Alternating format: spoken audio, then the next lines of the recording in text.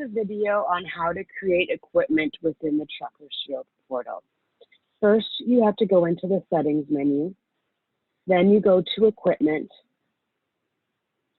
You can upload via a CSV if you have a lot of equipment, vehicles and trailers that you're going to upload, or how to create them individually, you would click the plus sign in the upper right-hand corner.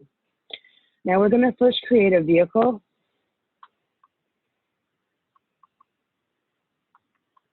Truck 1, it's a vehicle, it's an ELD mode. We enter in a VIN.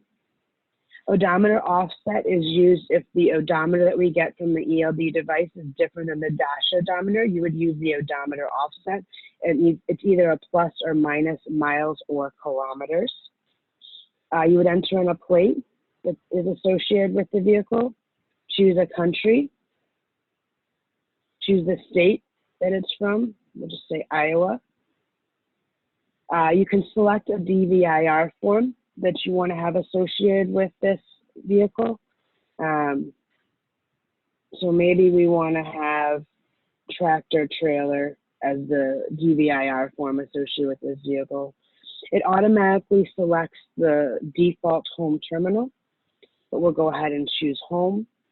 You can choose a visibility set. It automatically selects visibility set 1, but if you have multiple options, it'll give you other options here. We'll leave it at visibility set 1.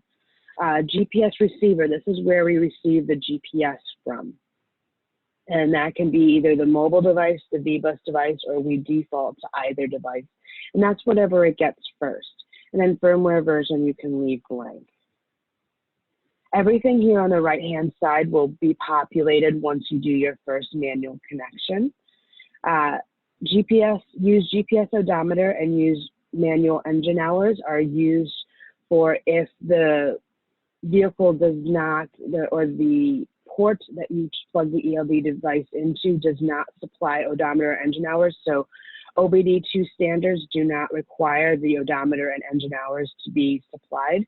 So you would check these boxes if it is not supplied naturally by the ELD port that the ELD device is plugged into.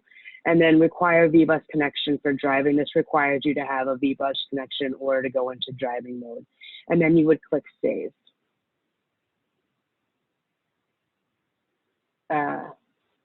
We'll go ahead and create a piece of equipment with a name that's not already selected.